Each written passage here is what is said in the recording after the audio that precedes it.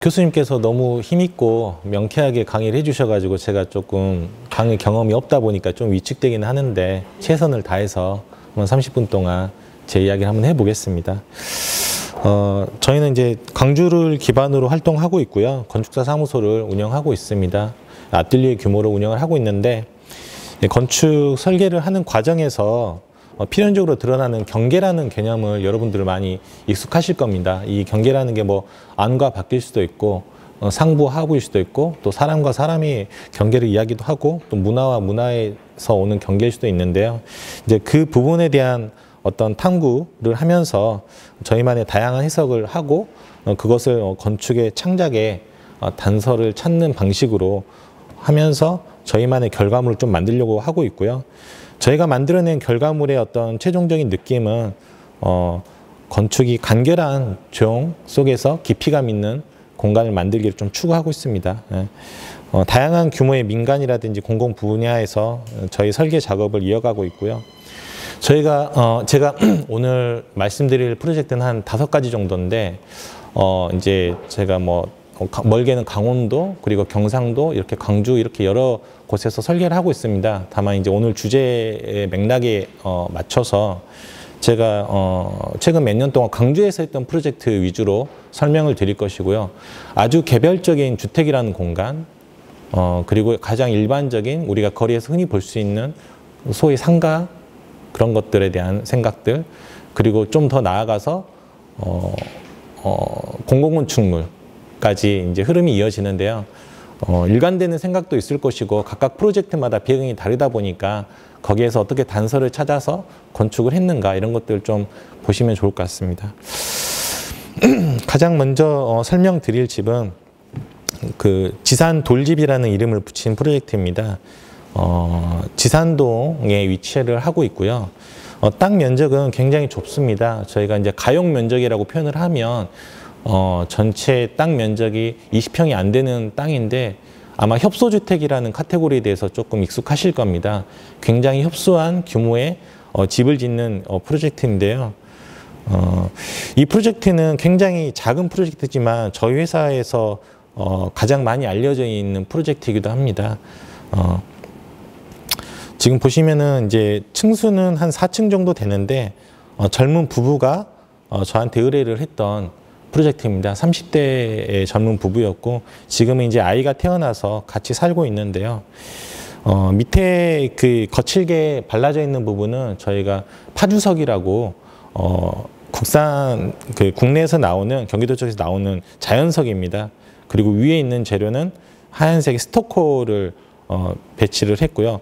그리고 앞에 있는 나무는 이 땅에 따로 심은 게 아니라 도시에 존재하는 가로수입니다. 은행나무인데 처음에 이 사진의 저희 프로젝트의 대표 사진으로 이 사진을 제출했는데 사람들이 좀 의아해 하더라고요. 이게 최선이냐?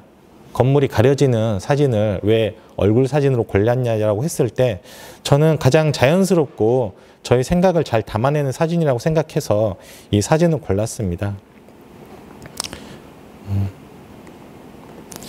옆에서 보면 이렇게 전면에서 보여지는 넓은 크기의 반해서 굉장히 세륜한 그런 폭을 가지고 있고 이 땅이 삼각형이라는 것을 인지를 할 수가 있습니다. 땅이 좁다 보니까 건축주들이 요구하는 공간들이 위로 쌓이게 됐죠. 예. 그리고 이 집 같은 경우는 이제 가장 두드러지는 부분이 이 재료입니다. 재료하고 내부 공간인데 처음에 이제 건축주께서 그 돈이 없어서 이렇게 가장 작은 땅을 물색하다가 알아보아서 이제 사게 된 경우인데요. 취향이 확고하셨습니다.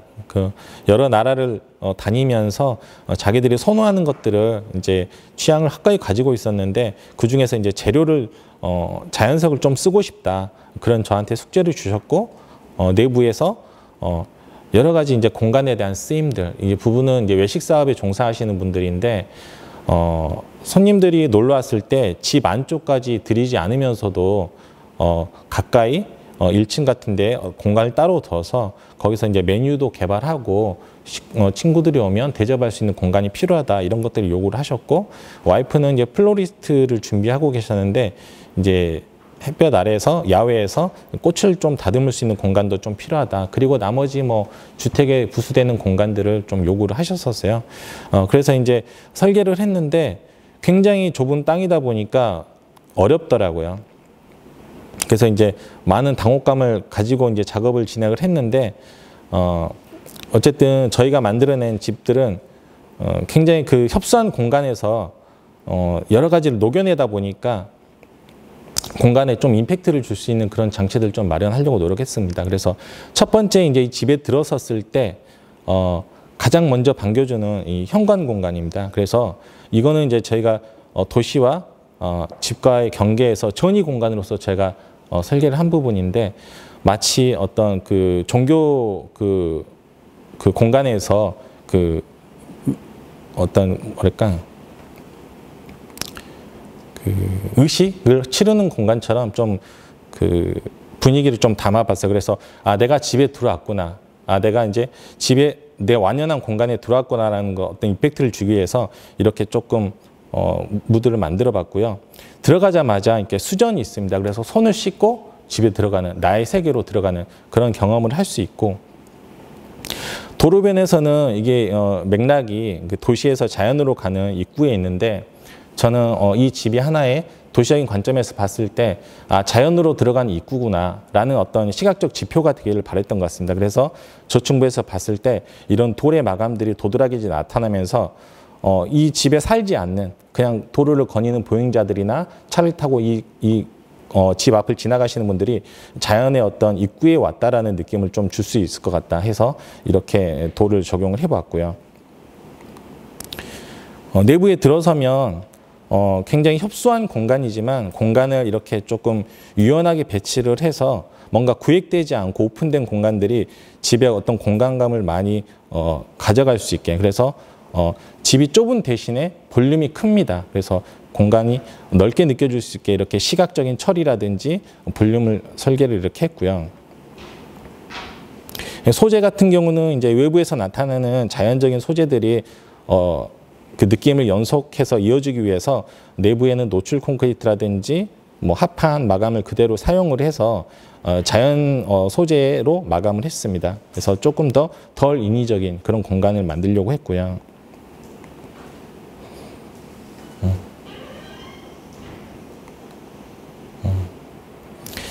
작은 집이다 보니까 공간의 어떤 세부적인 것들을 많이 신경을 쓰게 됐습니다. 그래서 이 같은 경우는 이제 안방인데 여기서 이제 조명 설계 같은 경우는 어떻게 되어 있냐면 내가 침대에 누웠을 때 나의 눈으로 직접 떨어지는 빛이 없이 나의 시선과 같은 방향으로 빛이 진행이 됩니다. 그래서 누웠을 때 조금 안락한 공간을 느낄 수가 있고요. 창의 위치 같은 경우도 일반적으로 이제 저희가 눈높이 섰을 때 눈높이에다 많이 배치를 하는데 이와 같은 경우에는 앉거나 침대에 누웠을 때 거기에서 내다 보이는 창 높이를 맞췄습니다. 그래서 여기서 누워서 보면은 무등산이 보이게 그렇게 이제 디자인을 해봤고요.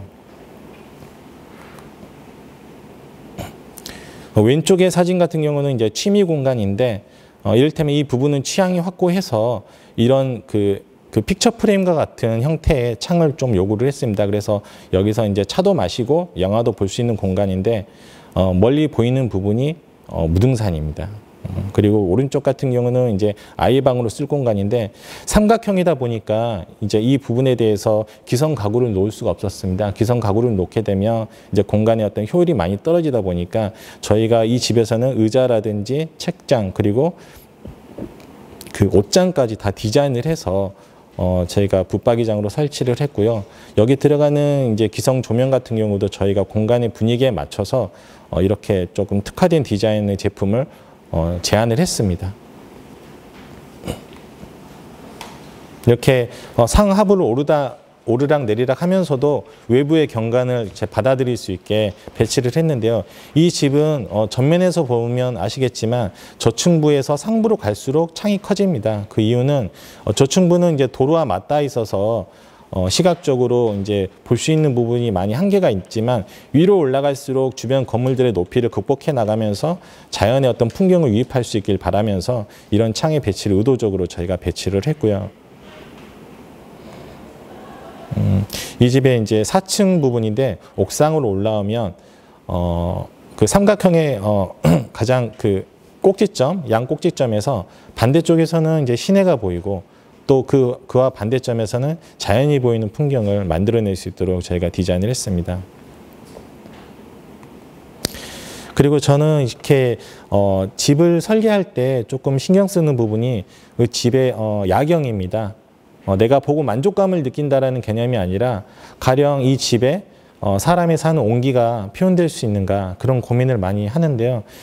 이와 같이 집에 석양이 내렸을 즈음부터 불이 켜집니다. 불이 켜지면 사람의 실루엣이라든지 얼굴이 보이지 않더라도 도로를 거니면서 사람들이 이웃하는 집에 온기를 좀 느낄 수 있었으면 좋겠다 해서 이제 이런 경관들 조명을 많이 배치를 하고 있습니다.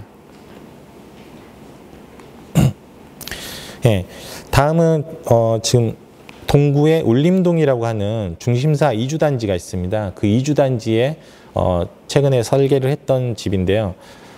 이 집 같은 경우는 이제 그 무등산 자락 바로 아래에 있습니다. 중심사 가는 길이 하나가 있죠. 그 길에 이제 맞닿아 있는 동네인데 제가 이 현장을 가서 느낀 게 산 아래 동네다 보니까 너무 이렇게 습하고 그 다음에 해가 빨리 지고 그런 부분들이 동네 전반적으로 깔려있는 분위기였습니다. 그래서 저는 여기에다 집을 설계할 때 어떤 소재와 어떤 색감을 집을 설계를 할까 고민을 했었는데 이 주변으로 그 산책하시는 분들 그리고 등산하시는 분들이 많이 왔다 갔다 해요. 그래서 동네가 조금 산 아래에 있다 보니까 그늘도 많이 지고 하는데 저희는 이제 조금 밝은 집을 지어서 동네 분위기에 조금 그렇게 기여를 해보자라는 생각을 했던 것 같습니다. 그래서 야경을 먼저 보여드리는 이유는 이 집의 주경도 의미가 있지만 이렇게 저녁에 1층 카페 그리고 2층, 3층에 이제 주택이 있는데요.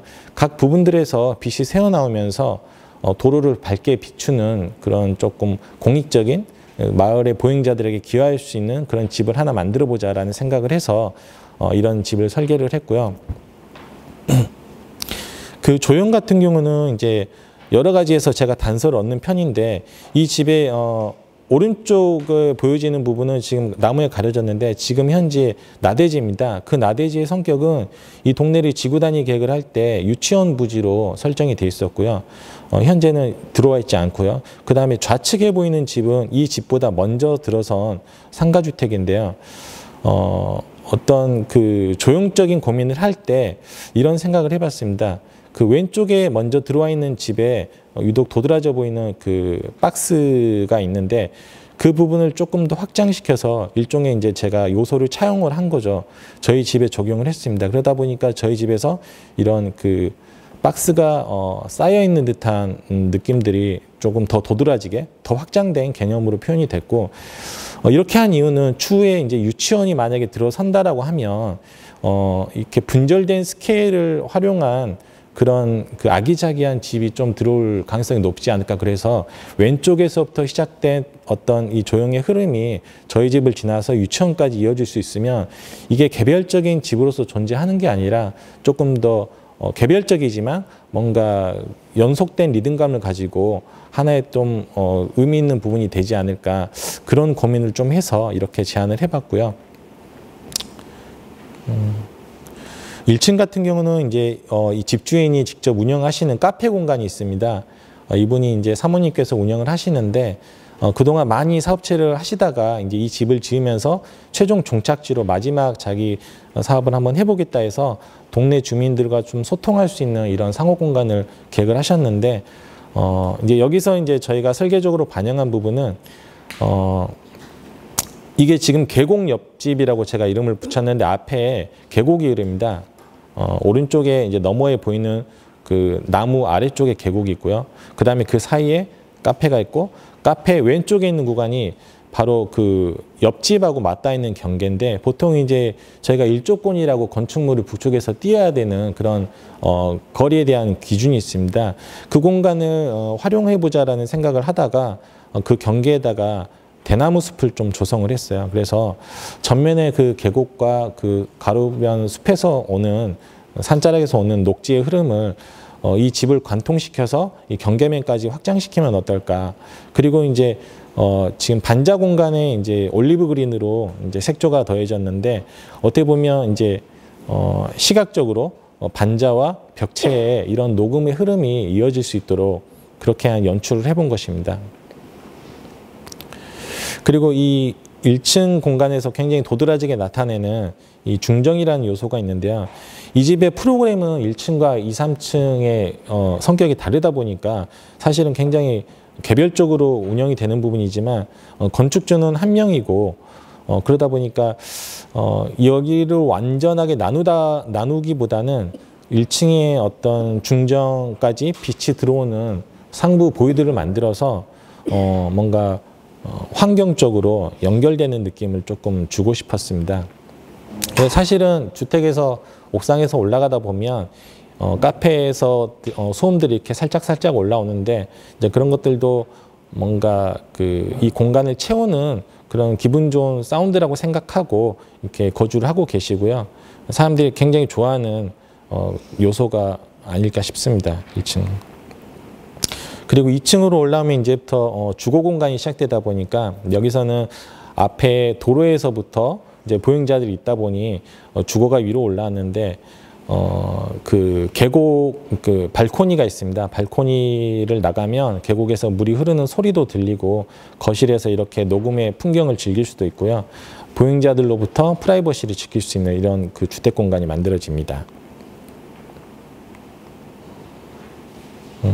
아까 1층에서 보셨던 이제 중정이 수직적으로 관통하면서 2층 거실 공간에도 자연광을 이렇게 유입할 수 있는 요소가 됩니다.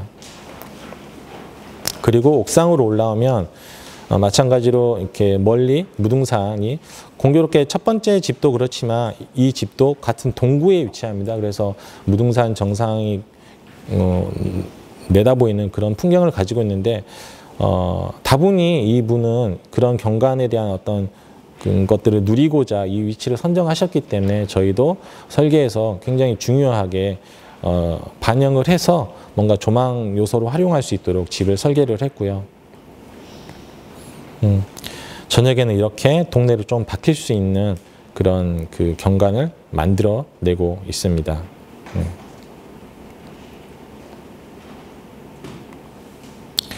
그 세 번째 사례는 그 상가 건축물입니다. 소위 이제 저희가 건축 설계를 하다 보면 뭐 그냥 건축적인 어떤 컨셉도 조금 적용하기 힘들고 뭔가 아까 교수님께서 말씀하셨던 빌딩으로 구분될 수 있는 그런 성격의 강한 건축인데 저희가 의뢰받은 상황도 그와 마찬가지였습니다.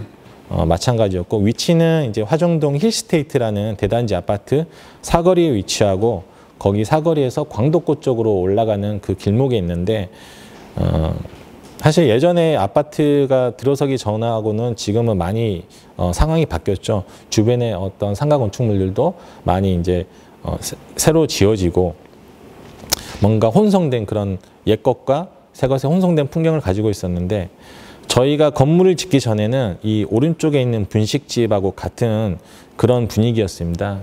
처음에 건축 설계를 하기 전에 이제 이 건물은 헐려서 이제 몇 년 동안 이렇게 쉬고 있었는데 저희가 이제 이런 건물을 설계하게 됐고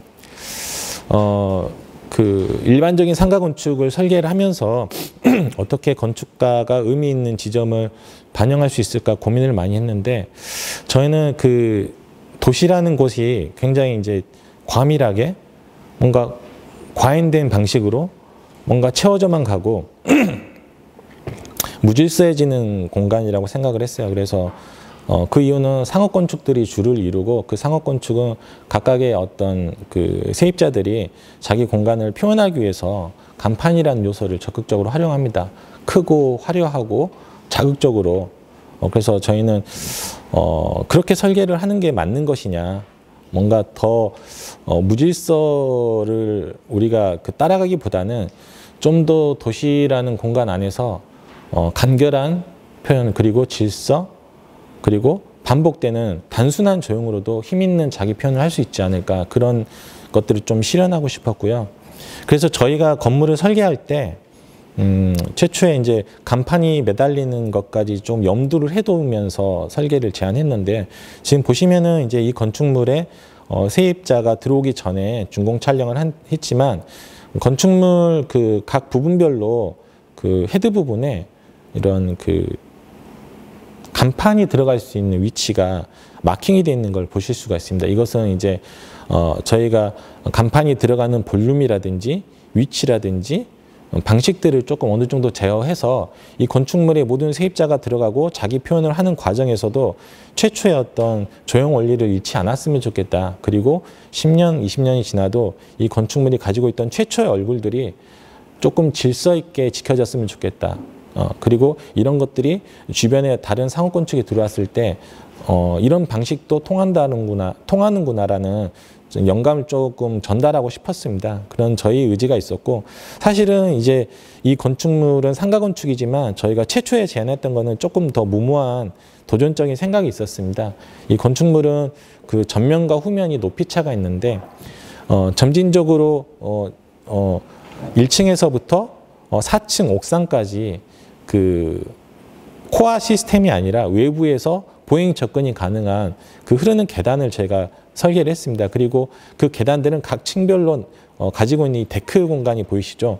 데크 공간에 멈춰서서 옥상까지 이렇게 흐를 수 있도록 제안을 했는데, 그 이유는 이제 상업 건축에서 조금 더 즐거운 공간, 그리고 저희가 과거에 제가 이 사이트에서 느꼈던 부분은 뭐냐면 기존에는 이제 차량이 많이 없고 주거지에서 보행자들이 많이 편하게 다닐 수 있는 공간이었는데, 뭔가 그런 것들하고는 상반되게 간단한 생각을 많이 했습니다.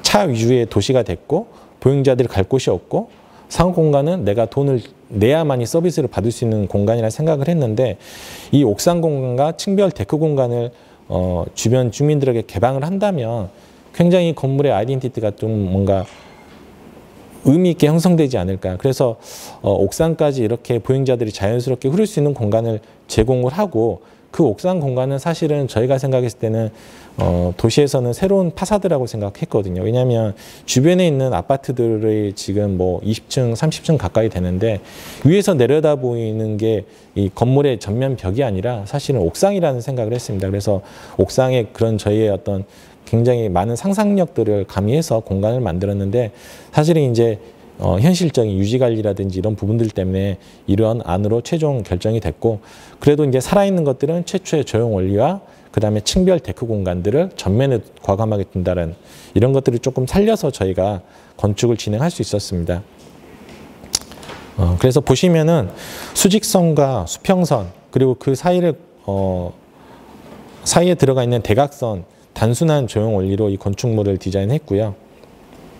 지금 현재 이 건물이 굉장히 세를 좀 높게 받더라고. 그래서 세입자도 까다롭게 선별을 하고, 많은 세입자가 들어가 있는 상황은 아니지만 1층은 거의 다 찼고 3층이 이제 다른 세입자도 들어왔는데, 간판은 저희가 의도한 대로는 아니지만 최대한 조형 원리를 훼손하지 않는 선에서 이렇게 그 관리가 되고 있는 걸로 알고 있습니다. 그 전면에 대단지 아파트에 포켓 공원에서 바라본 건축물의 모습인데요.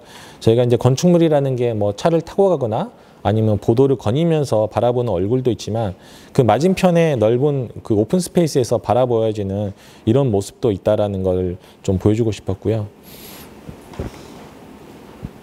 이 건축물은 이제 상업 건축이다 보니까 굉장히 그 효율적인 설계를 해야 됩니다. 그래서 그 전면에서도 많은 상가를 분할을 해야 됐고, 근데 예전 동네다 보니까 도로의 폭이 좁고 해서 저희가 이제 착안한 어떤 그 방식은 모서리를 조금 이렇게 라운드를 주자. 그러면은 좁은 공간에서도 보행자들이 좀 안전하게 보행할 수 있지 않을까, 그런 어떤 아이디어를 여기 담고 있고요. 그 다음에 뒤쪽으로 보면 아까 제가 그 지형차가 있다고 말씀드렸습니다. 이 길은 그 저희가 펜스로 막은 게 아니라 그 앞에서 뒤쪽 화정중학교라고 학교가 있는데요. 앞에 단지에서 이쪽을 그 사이길을 내줘서 많이 이쪽으로 학생들이 통학을 합니다. 물론 이제 건축주는 관리하기가 조금 힘들다라는 그런 이야기를 하시지만, 사실은 도시 건축에서 저희 건축가들이 해야 될 일이 이렇게 보행하기 좋은 길들을 좀 만들어내는 게 필요하지 않을까, 그런 생각을 좀 구현해 봤고요. 이 옥상에 올라간 건 아니고 여기 지금 4층인데요. 4층 공간에서 보는 뷰가 굉장히 예, 좋습니다. 도시를 넓게 조망할 수 있는 그런 뷰를 가지고 있고 의미 있는 데크 공간을 만들어서 4층에 어떤 뭔가 혜택을 주는 그런 개념으로 디자인을 해봤습니다. 그리고 저녁에는 이쪽 옥상에 설치된 루버에서 경관 조명이 표현이 되고요. 그 외부에서 표현됐던 이런 구조와 어떤 질서미가 내부에서도 고스란히 느껴집니다. 그리고 내부는 굉장히 간결한 요소들로 처리를 하려고 했고 상업 건축에 계속 바뀌는 부분들을 뭔가 저항을 하기 위해서 저희가 바뀌지 않는 부분이 뭐가 있을까 하다가 공용부에서 뭔가 특별한 계단의 디테일이라든지 시선창 그리고 조명 설계를 해보자 이런 부분들을 조금 여기서 구현하고 있습니다. 그리고 아까 말씀드렸던 옥상인데 이제 저희가 이 그래픽을 배치를 해봤어요. 옥상에 사실은 죽어 있는 공간인데 정말 저희가 이 건물을 준공하고 나서 처음에 예상했던 것처럼 그 아파트 주민들이 이 건물 뒤에 호기심 있게 쳐다보더라고요. 공교롭게 이제 오징어 게임이라는 그 드라마가 한 2년 됐나요? 그때 한창 이슈가 됐는데 사실은 그에 앞서서 저희가 설계를 했었거든요.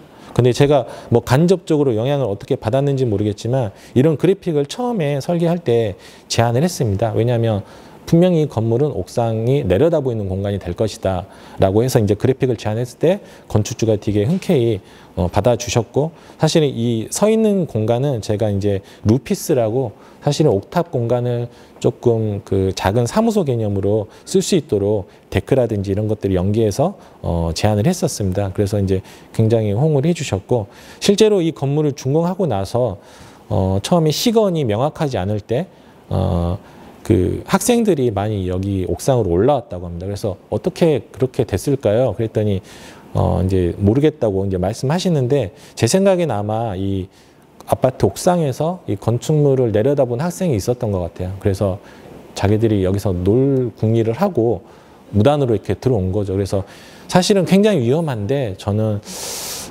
뭔가 좀 느끼는 바가 많이 있었습니다. 건축물이라는 게 간판으로 그냥 파사드로만 이렇게 서로 교감하는 게 아니라 뭔가 예기치 못한 그런 위치에서 만나면서 뭔가 서로 교감을 할 수 있는 여지가 있는 게 건축물이구나 하면서 옥상 공간에 대해서 다시 한번 생각해 보게 되는 좀 계기가 됐던 것 같습니다. 예.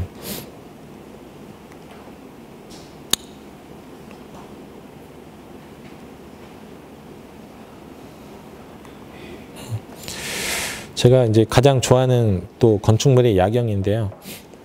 이 건축물이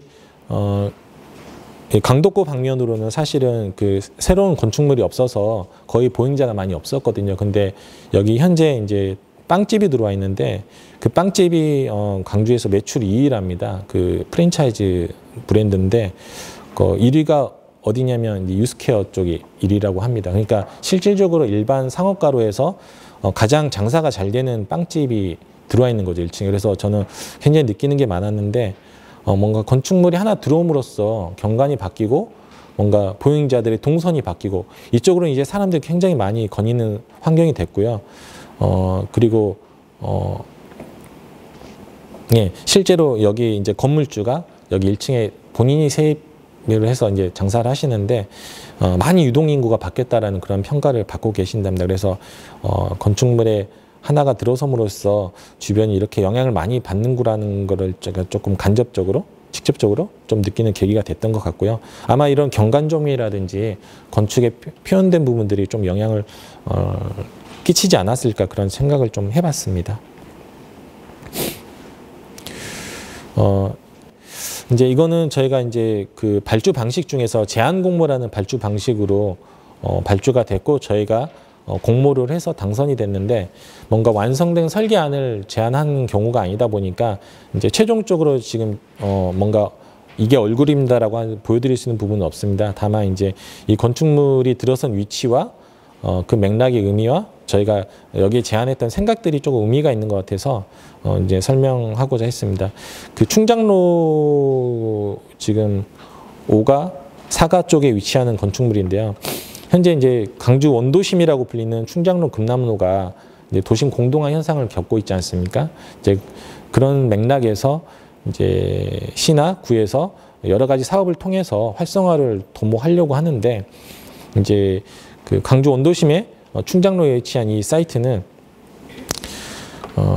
그 보행하기 좋은 곳이라는 생각이 있습니다. 저도 어렸을 때 많이 이쪽을 거닐었고 금남로와는 다르게 마치 서울의 명동처럼 걷기 좋은 스케일감을 가지고 있고 하는 공간이었지만 지금은 이제 많이 도심이 확장되면서 인구도 많이 줄고 그런 환경이 놓여 있죠. 그래서 그 르네상스 사업을 여기에 이제 진행을 하는데 몇 개의 권역으로 나눠져 있습니다. 3개 정도의 권역으로 나눠져 있는데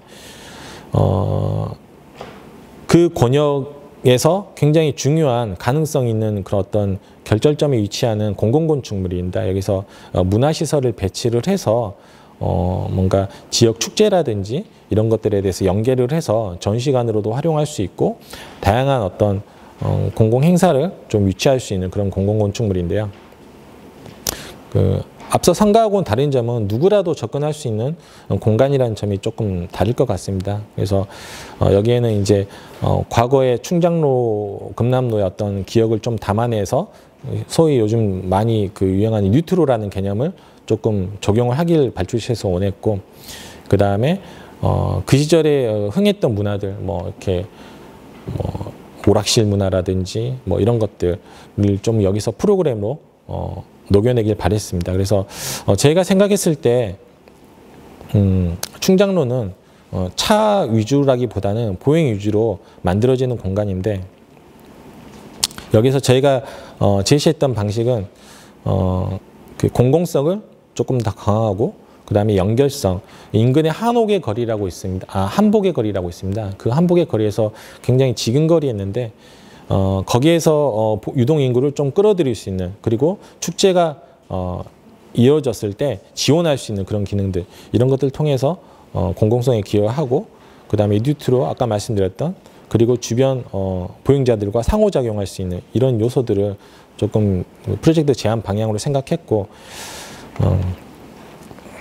저희가 이제 구체적으로 제안한 개념은 뉴트로 복합 문화 공간을 만들자. 뉴트로를 만든 이유는 지금 세대하고 그 다음에 저희 부모님 세대들 같이 어울릴 수 있는 그런 공간들을 배치를 하고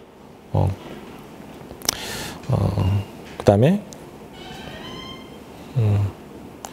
가장 중요하게 생각했던 거는 아까 말씀드렸던 보행 위주의 공간이다 보니까 이 건축물도 물론 코어 시스템을 통해서 3층까지 연결이 되지만 걸어서 자연스럽게 2층, 3층을 거닐 수 있는 공간이 됐으면 좋겠다라는 생각을 해서 제가 스키플로우라든지 무한히 순환할 수 있는 동선 체계들을 좀 중요하게 생각해서 제안을 했었습니다.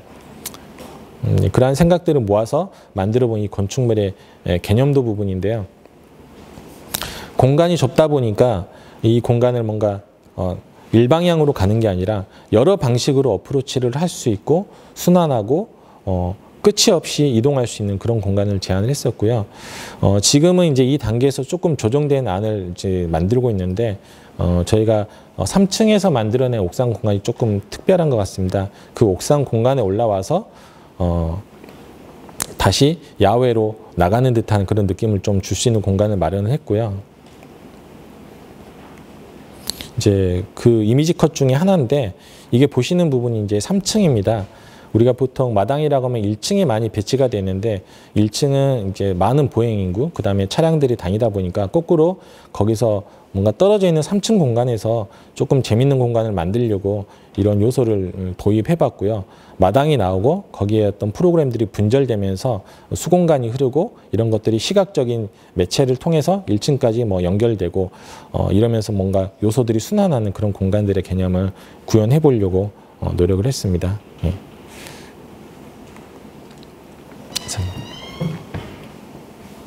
네, 제가 준비한 내용은 여기까지 하겠습니다. 네.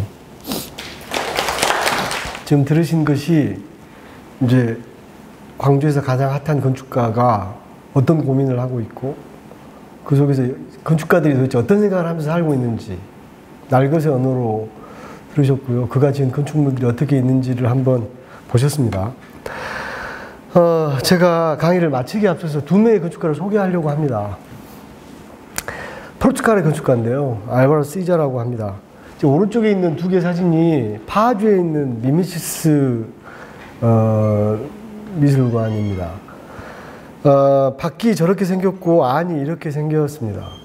이제 밖이 뭔가 매끈한 콘크리트인데 속이 범상치 않죠. 이분이 설계한 것 중에 그 여기는 포르투갈 건축가인데요. 포르투에 이제 해수욕장이에요. 해수욕장이 뭐냐면 여기는 모래사장이 없기 때문에 바위여서 맨발로 갈 수가 없으니까 이렇게 콘크리트로 이렇게 일부를 막아서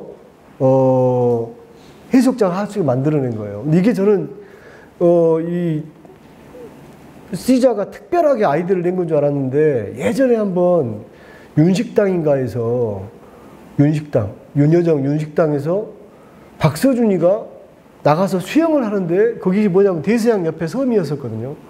스페인 영해. 거기도 이렇게 그 동네에서 일상적인 방식이었나 보더라고요. 그런데 이게 하려고 하는 얘기는 이게 지금 그 배치도인데요. 자연을 그대로 이용하고 자연의 형상을 받아들이면서 자연의 색깔이 드러나게 하는 것. 이제 그게 지금 소위 제가 말하는 그 지역의 정체성이라고 하는 거죠. 이렇게 자연의 지형을 이용해서 만드는 것의 끝판왕은 누가 뭐라 그러죠? 저기 소생원입니다. 우리가 일상적으로 있는 것이죠. 이렇게 해서 이제 지역성을 들을 수 있겠다라는 생각을 하고요. 그가 집을 지으면서 이렇게 매끈한 재료로, 저희들이 이것을 굳이 미니멀리즘이라는 표현을 쓰는데요. 공간에서 햇볕이 작동을 하고, 이 돌바닥과 잔디밭이 경계를 이루고, 안에서는 미술관 밑 위에서 다양하게 내려온 빛들이 있는 곳. 지금 이렇게 말씀을 드리는 이유는 방금 이런 제가 보여드리는 설명의 내용이 방금 임태영 선생님한테 있었던 내용입니다. 자, 그 또 다른 건축가 아이레스 마테우스라는 건축가인데요. 극단적으로 흰색 건축을 추구하기도 하고요. 매끈한 기악지 입항체를 사용하기도 합니다. 지금 이 두 팀의 건축으로 포르투갈 건축을 정의할 수 있습니다. 지금 말하자면. 그런데 제가 이제 왜 이 포르투갈 건축 얘기를 하려고 하냐면요.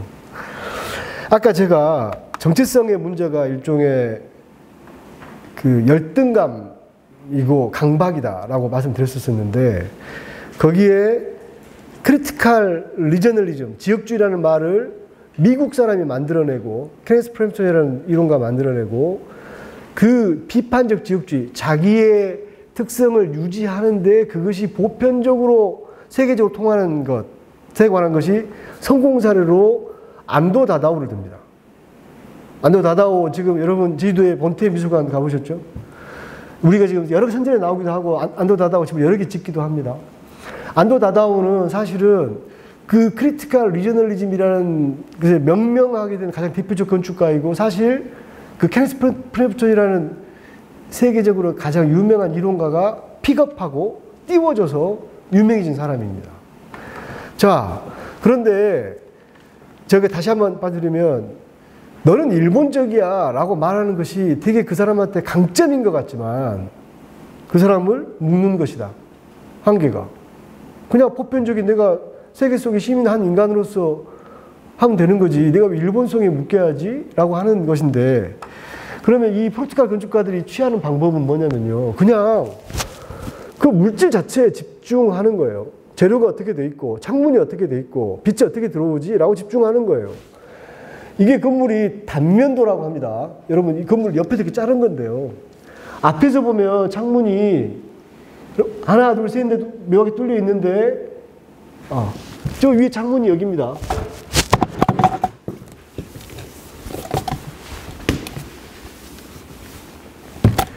그 다음 여기 창문이 여기고요.